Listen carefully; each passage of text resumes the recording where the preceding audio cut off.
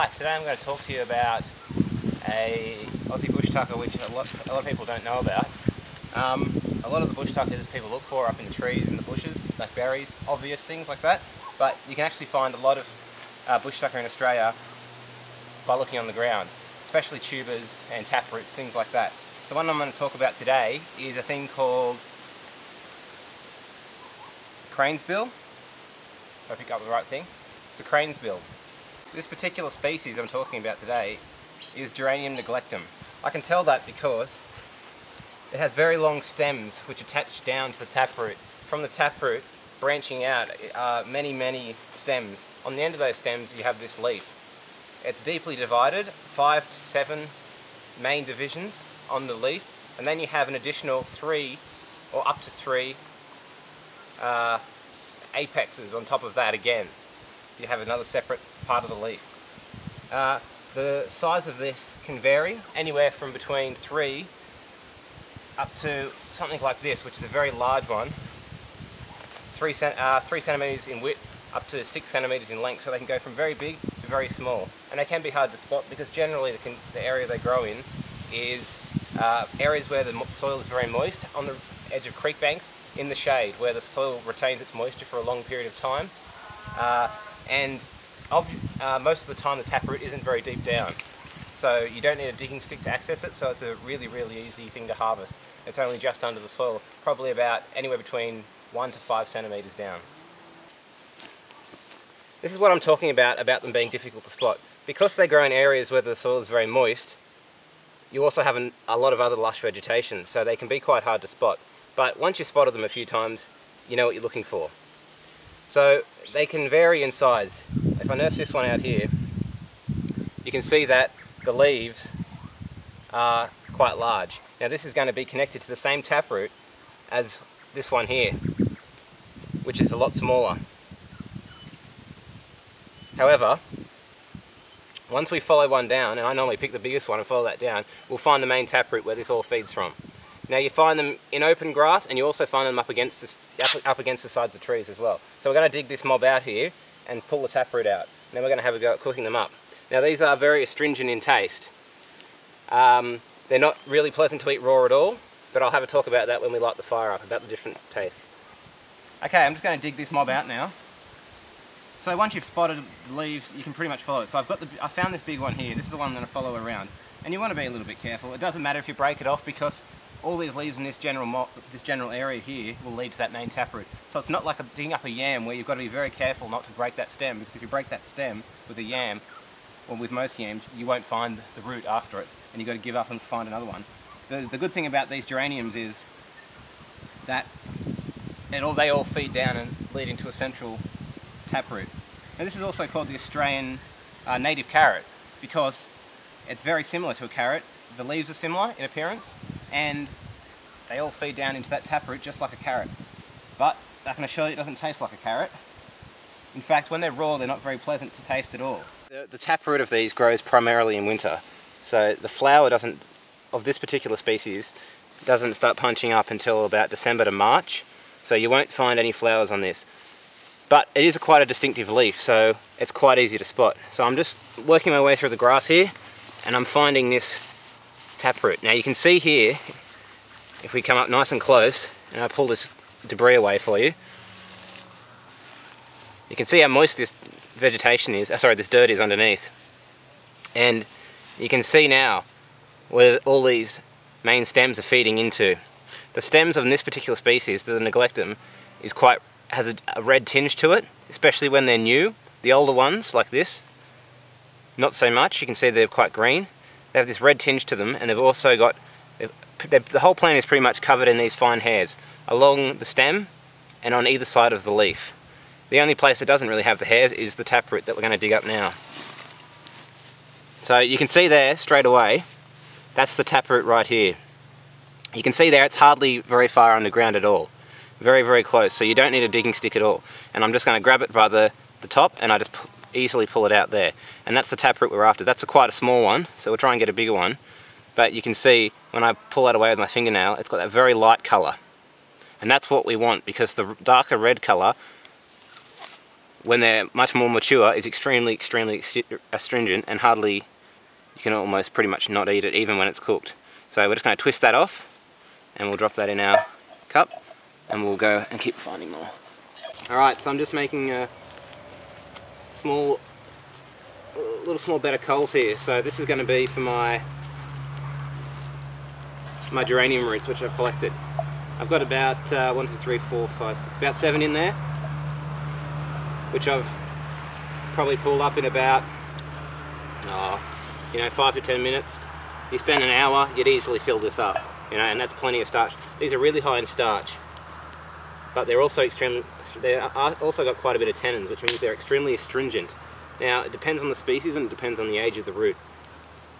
One way to check, and use it as a rough kind of litmus test, if you will, is to just scratch the top off it like that with your nail, and you take a look at the colour of the flesh. If it's dark, like leaning towards the red colour, it's almost going to be off the scale, bitter and astringent, to the point of being almost inedible.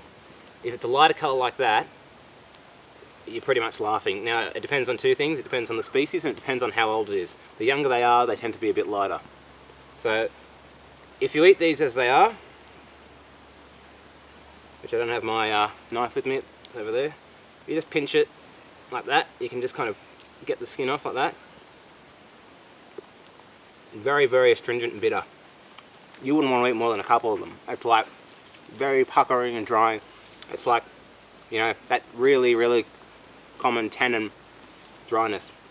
It's pretty terrible and you wouldn't want to eat it. But the Aboriginal people would roast these in the fire. So I'm not going to argue with 40,000 years of experience. That's what I'm going to do. I'm going to roast them up on the coals, gently, because I don't want to burn them and I don't want to take all the moisture out of them. I'm going to keep the skins on like a potato. Also, what I want to do is develop that starch into sugar to try and beat off some of that astringency. The starch will convert to sugar when it's put under heat for a period of time. Same process as brewing. So that's what we're going to try and do. And obviously that's what the Aboriginal people did to make these more palatable.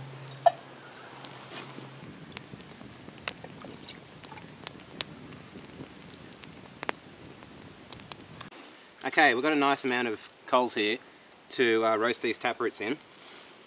So what I'm going to do now is I'm going to add the ones with the skins,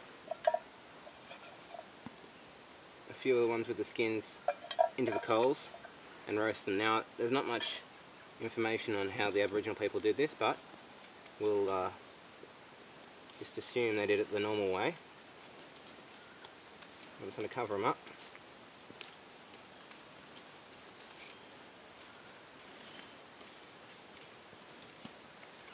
So I can get some under there.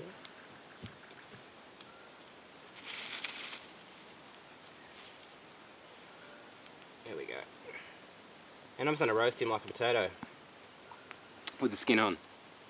What I'm also going to do is I've saved a few because I want to try this. I want to try boiling them.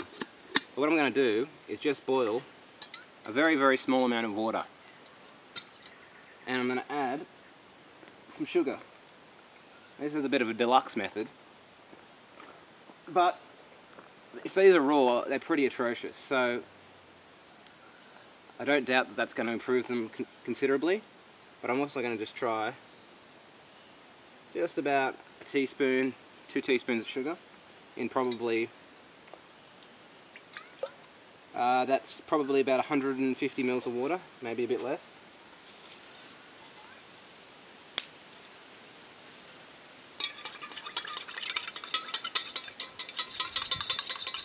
And I'm just going to boil or simmer the remainder of them in that sweet water. Now that's, you're not going to be able to really make that, if you don't have access to any sugar or something, if you're in the bush, you're not going to be able to do this. But if you do have some sugar on you, it's something that's pretty easy to carry, then we'll give it a go, see how it goes. I don't know, I've never tried it before.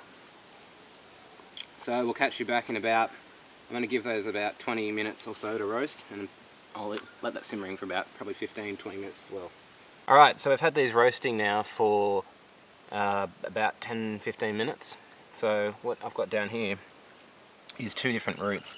I've got one here that's been roasting for 5 minutes, and this one's been going for 10 minutes, and then I've got some more going on the go at the moment, and I've still got those simmering. So we're going to try out the 5 minute here. It's definitely a lot softer than it was. We'll just give it a bit of a peel. I can just push it away mostly, but we'll just give them a bit of a peel on.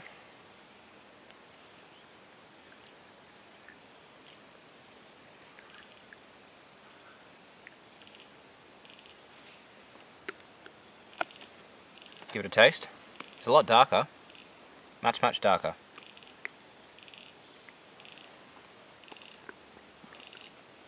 Wow, it's considerably different. A lot more palatable. Still quite bitter and astringent, like a very strong cup of tea is what it tastes like. But now it's definitely developing an earthy. It tastes like parsnip, roasted parsnip. Is exactly what it tastes like. A very bitter, astringent roasted parsnip. Not bad. That's 5 minutes. It's definitely getting that veggie taste back to it. So let's have a go at this guy. This one's been in there.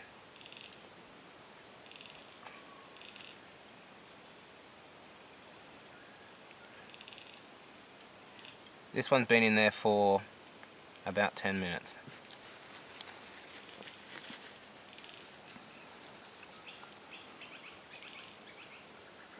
Even better. Even better. Still bitter, still astringent. You could eat this now. You could almost eat a meal of that. It's definitely developed that vegetable, kind of roast vegetable taste that you expect. Again, parsnip. If you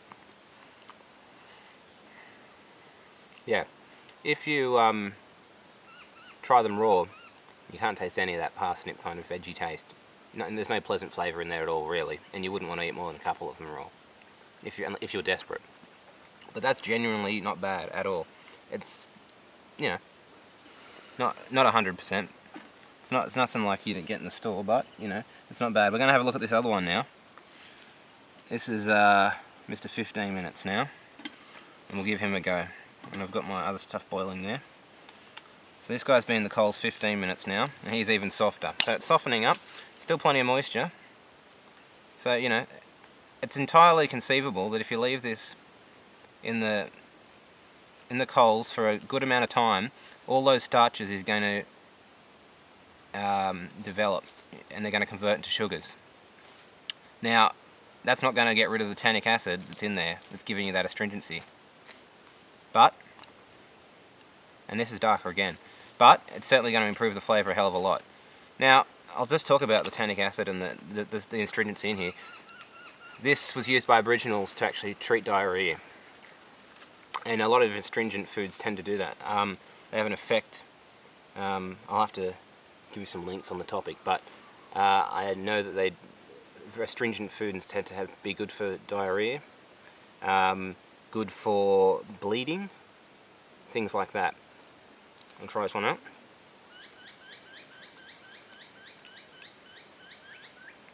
Better again, getting better. That's 15 minutes, and that's really genuinely good. I mean, compared to where it was. If you tasted that, no one would eat that, you know, for a family roast. But that's good. So I'm just gonna let that last one roast for a bit, and we'll try these ones in the sweet liquid out in a minute. Alright, we're going to try these ones. So these guys have been boiling in the sweet water that I made. So they still retain their light colour. Let's see. Give them a bit of a peel, make them a bit flash. Let's see if he's... I mean, you can eat the skin. I'm sure the skin's got plenty of... I don't know why I'm peeling it, to be honest. Just make him a bit pretty.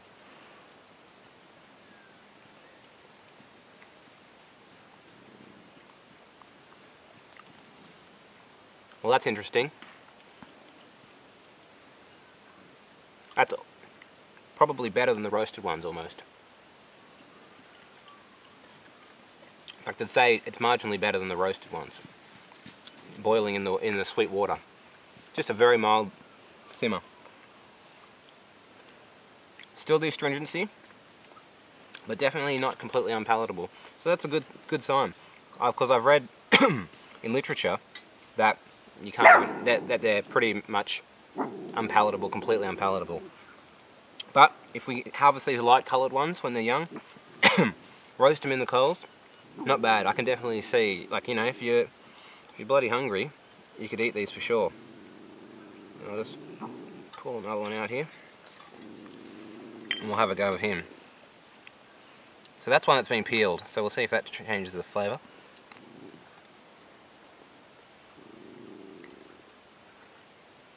Not really. About the same. So this is about the same as the 15-minute one. That's about similar flavour. So boil them in a bit of sweet water. I don't know if the sweet water has any effect. What I'd like to try is boiling them in very, very sweet water, because you've still got that astringency. They're still astringent, they're still bitter. Make no mistake about that. I'm just going to try up this guy here. He's been rocking out for 20 minutes, and he's very soft. I should stop being a wuss, and I should probably just eat it as is.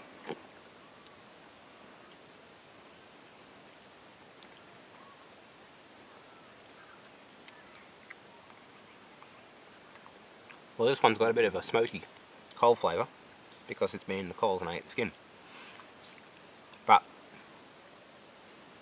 yeah, not getting much better, about the same. I think that pretty much covers it, really. So, geranium roots. I hope you enjoyed the video. Hope it's been of use. And I'll catch you for the next one.